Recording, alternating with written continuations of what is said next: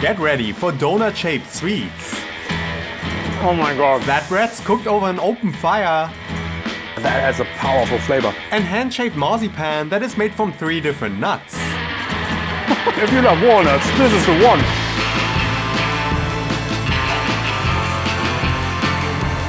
This episode takes me around İzmir along the Aegean coast. Here, amidst ancient Greek ruins and small artisan shops, I get to taste some of Turkey's most famous and least known foods, all with one mission. They've got to be traditionally plant-based. From stuffed wine leaves and flatbreads to hand-picked nuts that are turned into a rich marzipan. Turkey is far more vegan-friendly than one might think. So let's find out what that's all about. Izmir. This city along the coast has been an important port since ancient Greek time. But I'm here today to explore its food. And we're kicking things off with a popular sweet, Lokma. Translating simply to morsel or bite in Turkish, Lokma is a mouth-watering delight that has captivated the taste buds of locals and travelers for centuries. These small donut-like balls boast a flavor that's sweet yet exotic, and they just happen to be vegan. Here in İzmir, there's no better person to teach me how they are made than baker and local Lokma master Mustafa Öztepeçi. He took me under his wing to show me the secrets to his hand-shaped Lokma at his shop Öztat Karışla. Like many promising beginnings, this one too starts by crumbling fresh yeast into flour. Add some water and it's time for the beast of dough mixers to get to work.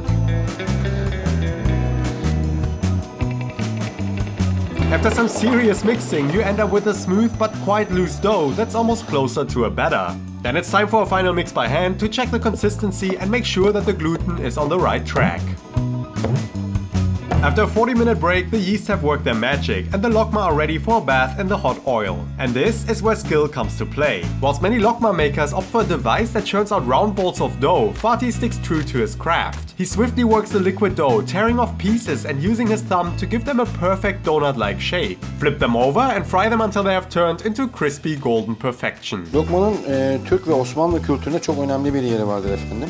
Eskiden lokma saraylarda da dökülürmüş. Saray lokması adıyla da dökülürmüş lokma. Ve tabi daha sonra bu lokma sevinçli günlerimizde ve hüzünlü günlerimizde bir adet haline gelmiş. Ölülerimizin arkasından dökülüyor ve bütün hayır olarak konu komşuya herkese dağıtılıyor lokma. Biz de bu kültürümüzü devam ettiriyoruz efendim İzmir esnafı olarak. But we're not done yet. It's time for a second bath. This one in a thick sugar syrup flavored with rose water. Once strained from the syrup, they are stacked on a tray ready to hit the shop where I can finally taste one.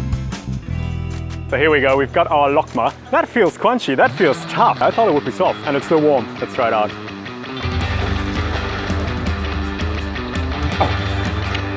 Oh my god, it's crunchy on the outside. The sugar syrup is dripping down my fingers. That is loaded. I didn't expect that. I thought it would be just really sweet on the outside. That soft dough inside has soaked up all of that sugar syrup. And that sugar syrup is flavored. It's not just water and sugar, there's rose water in there. And you get a really good hint of that. Man, it's juicy, it's so intense. It's really sweet, but it's exactly the kind of sweet treat that you would expect when you look at it. Super flavors. I'm impressed. Lokma.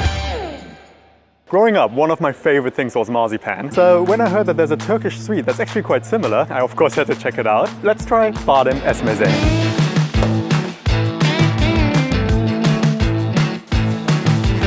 Ezmesi are a collection of confections that can best be described as Turkish marzipan. They have been enchanting the palates of Turks for centuries and originated from wealthy royal kitchens of the Ottoman Empire. Here at Ergani Ezmecizade, a 5th-generation family business, Erhan and his son Cenk still make 3 of these traditional marzipans, turning walnuts, individually picked pistachios and highly priced almonds into these sweet delights that just happen to be entirely plant-based. Today, they are my teachers and let me in on their secrets. Çok güzel. The process always starts the same way. First, plenty of sugar is dissolved in water to make a rich syrup. Then the ground nuts of choice, in this case walnuts, and a bit of semolina are added and vigorously mixed until sugar syrup and nuts blend into a heavenly paste. The walnut paste has cooled down a little bit and we're gonna try it. That's delicious, really, really intense walnut flavor, wow. So this is gonna continue cooling down.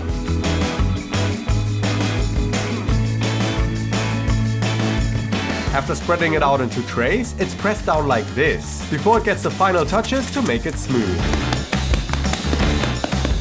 That's one marzipan ready to go, time for the next one. Almonds. Bunlar acı bademdir. Biz yöresine gideriz, acı bademleri tek tek toplarız. Alırız bunu, ondan sonra biz kendimiz kırarız. Makinede de kırılır bu ama biz makinede kırmak istemiyoruz. Sebebine gelince makine parçalar. Bütün kırıyoruz ki içine işlemiyor su, sıcak su. Böylece rahiyat daha fazla oluyor. To make the almond marzipan, first a paste similar to the one with walnuts is made with both bitter and sweet almonds.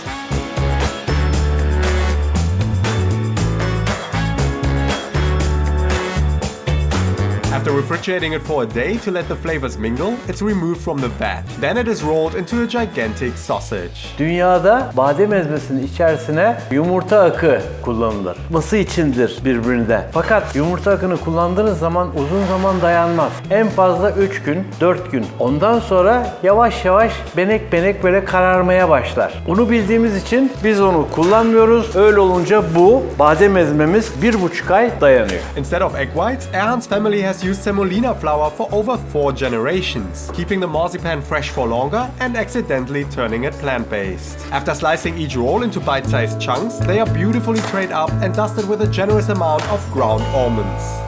2 down, 1 to go. Pistachio. Start by adding heaps of raw pistachios to a sieve and shake it to remove some of the bran. Then, grab a chair, because it's time to pick every single individual pistachio by hand. With a hand-picked selection of the finest pistachios, it's time to transform them into ezmesi. Once they are turned into a similar paste as the marzipans before, a part of the paste is cut up and ground with a little bit of water to create an even smoother butter. But that's not all. By spreading it out over the marble and scraping it into thin layers, it becomes almost homogeneous. This is the ultimate secret of the trade, because now the massaged layer of pistachio butter is encased into the pistachio paste and rolled in even more ground pistachios. It's a method that creates 3 different layers of intense pistachio flavor, all with a slightly different mouthfeel.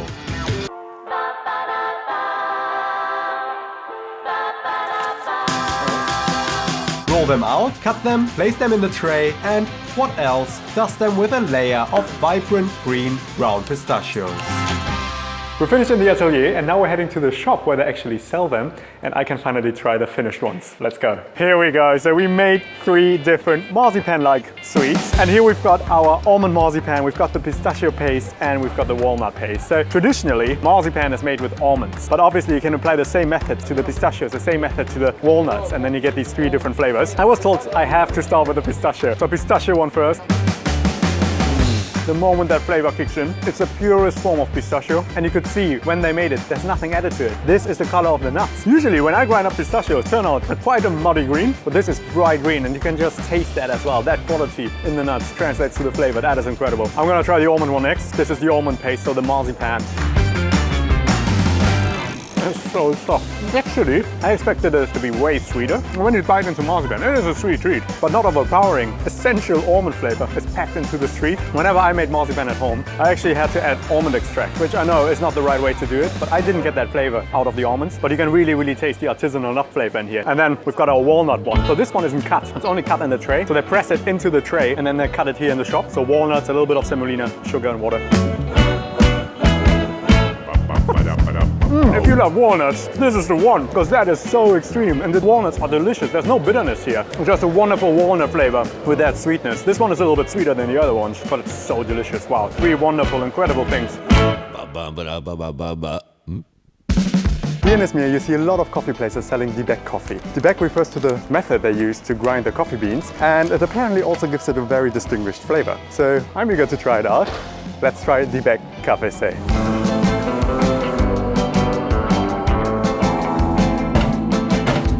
Coffee connoisseurs, watch out! This is not your ordinary caffeine boost, but one of Turkey's most cherished coffee rituals. Dibek Kahvesi is Turkish coffee with a twist. The beans are ground with a mortar old enough to have seen generations of youngsters turned into avid Dibek aficionados. Born during the Ottoman Empire, it has long become a part of the local culture. And here in Izmir, no one does it quite like this man, Bekir Bey. Crafting coffee with care and precision, Bekir has long made a name for himself as artisan and coffee maestro. And customers happily take the plane from Istanbul to stock up at a small shop at the edge of town. I was lucky enough to spend the morning with him and see how the coffee is made.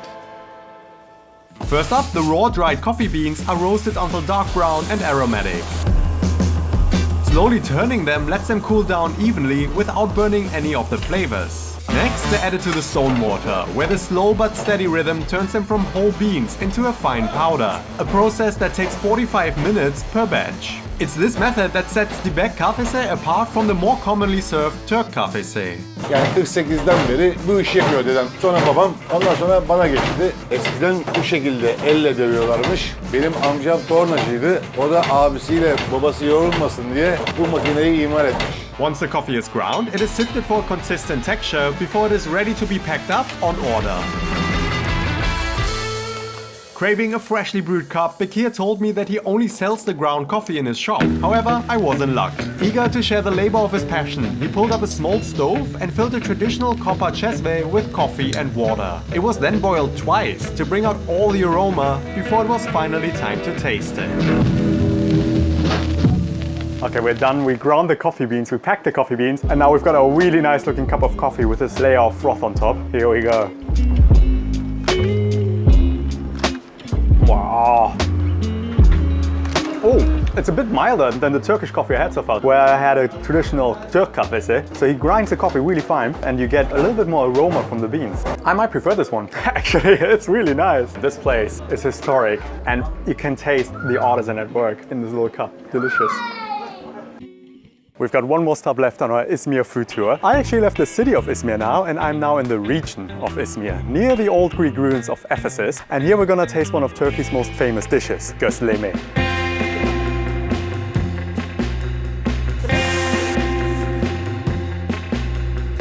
Overlooking the village of Şirince, this place knocks out fresh gözleme, a beloved Turkish street food that's as versatile as it is delicious. Made from thin sheets of dough, it is stuffed with a variety of savory fillings, some of which are entirely plant-based. They are then baked over a traditional wood-fired griddle, resulting in a flavorful treat that will make your taste buds sing. But there's more. Here you'll also find one of the seasonal highlights of Turkish cuisine.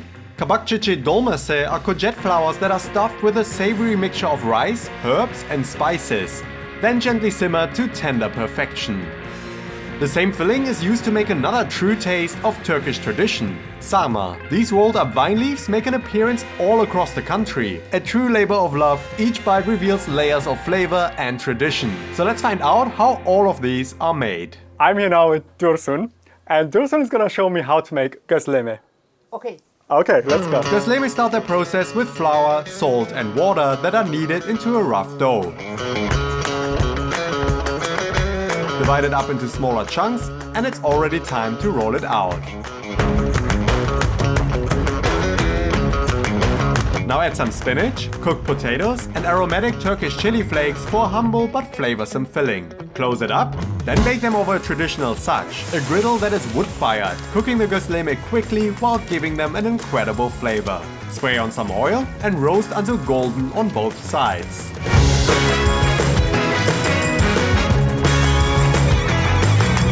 Then they're ready to eat just like that, or cut up into pieces for Turkish finger food.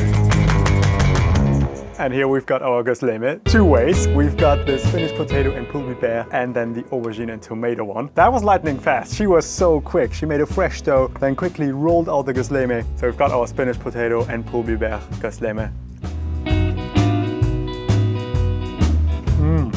Pul biber, those pepper flakes, instantly give it a spicy kick. And that dough has this really nice char flavor. You've seen that wood fire, you've seen those flames, and that adds flavor to the dough. That is incredible. The filling. Spinach and the potatoes are really subtle. You get that nice spiciness from that pul biber, so that is an essential addition. I would always make sure to have that. But the spinach and potato are really subtle, so the real experience of this gözleme for me here is the dough, the little crispy bits, that charred flavor. That's wonderful. And then we've got our aubergine and tomato one. Same dough, same process roughly. Hot tomatoes in there. You can feel that is piping hot, but definitely gonna be worth it. Oh, heaps of pepper. I didn't see her add any pepper. That was already in the mix, but that adds a powerful flavor. Tomato, very subtle. That's a little bit of sort of that umami hint. She adds that oil and it's like turns it into a little bit of a greasy experience, but in a wonderful way. Crispy bits here on the outside. This is a really fun one. I've actually never seen the aubergine and tomato one on menus. Spinach and potato is really, really common, so you can definitely always order that. The aubergine and tomato one you have to ask for. So yeah, two types of gözleme. We're not finished yet. That was only the beginning. She's now gonna make sarma, which are stuffed wine leaves. Super excited to try them. Let's go. This dish is popular across most of the Middle East. Here in Turkey, it starts with rice, spring onions, parsley, mint, plenty of salt, black pepper, a fragrant Turkish pepper paste, as well as a tomato paste, and of course a generous amount of olive oil. Mix all of that together and your stuffing is ready. This dish is a true labor of love, because each individual sarma is rolled by hand and neatly stacked into a pan. Then they're covered with water and a few lemon slices before they are cooked until all of the water is absorbed and the rice is tender. With the sarma blipping away, Tursun prepared a seasonal highlight. The courgette flowers are only available in summer and need to be picked just after sunrise, the only time when the flowers naturally open on the plant. They are then stuffed with the same filling she used for the sarma and are cooked in the same way. It's a highlight of Turkish cuisine that locals are eagerly looking forward to the entire year. And together with the sarma, I finally get to try it. And then these are the sarma, the stuffed wine leaves. Incredible, what a piece of art. But yeah, usually with something like that, you can taste that labor of love when you bite into these. Okay, let's try a sarma. Those wine leaves are super delicate. You just bite through. There's no resistance whatsoever. You get loads of spices, but it's actually not spices. It's actually the wine leaf. The wine leaves almost give it an olive-like flavor, as if olives have been chopped up and mixed through the rice, but obviously we've seen that she hasn't done that. Really rich, really savory dish. And then obviously she also made the Kabak, Çiçeği, Dolması. So dolma just means stuffed, and Kabak, Çiçeği refers to the courgette flowers. So those beautiful flowers are then stuffed with the same stuffing as the sarma. That makes it look like such an artisan dish. Wow. They're falling apart, but whoa, completely different to the sarma. They don't have this wine leaf olive-like flavor. The flowers are very delicate, but they make it into this really nice artisanal package. As if nature really intended those flowers to be used for that. Really delicious. Oh God, messy, but good. I could see earlier that they added a little bit of pomegranate molasses, but not the kind of molasses that I know, the really thick, sort of sweet, tangy ones. The one they added was quite liquidy, and it's just tangy, but that's tangy flavor works really well. So I'm actually gonna take this lemon and get a little bit more on there for that tangy flavor. Türkiye.